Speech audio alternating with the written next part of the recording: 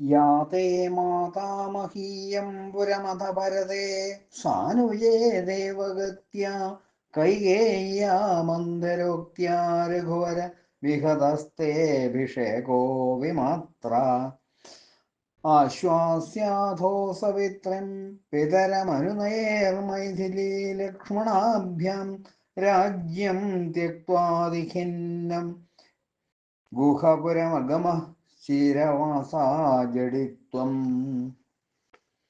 പിന്നെ ദൈവഗതിയാൽ ഭരതൻ അനുജനായ ശത്രുഘ്നോട് കൂടി അമ്മയുടെ അച്ഛൻ്റെ പുരമായ കേകയ രാജ്യത്തിൽ പോയപ്പോൾ, ഹേ രഘുവര, മന്ധരയുടെ വാക്കിനാൽ ചെറിയമ്മയായ കൈകേയിയാൽ അങ്ങയുടെ അഭിഷേകം മുടക്കപ്പെട്ടു.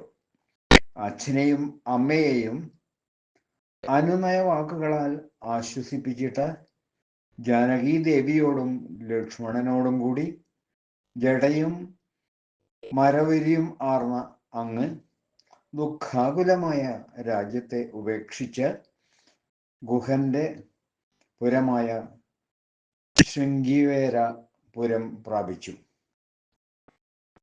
ഗുഹ സമാഗമനത്തിന് ശേഷം ഗുഹൻ കൊണ്ടുവന്ന പേരാൽ പശ കൊണ്ടാണ് ജട കെട്ടി ഉറപ്പിക്കുന്നതും മറ്റും. അയോധ്യയെ ഉപേക്ഷിക്കുമ്പോൾ തന്നെ മരവിരി ധരിക്കുന്നു. ആശ്വാസ്യ എന്നതിൽ നിന്ന് ആശ്വസിപ്പിക്കലും പ്രണമിക്കലും അനുവാദം സ്വീകരിക്കലും എല്ലാം ഉൾപ്പെട്ടിരിക്കുന്നു.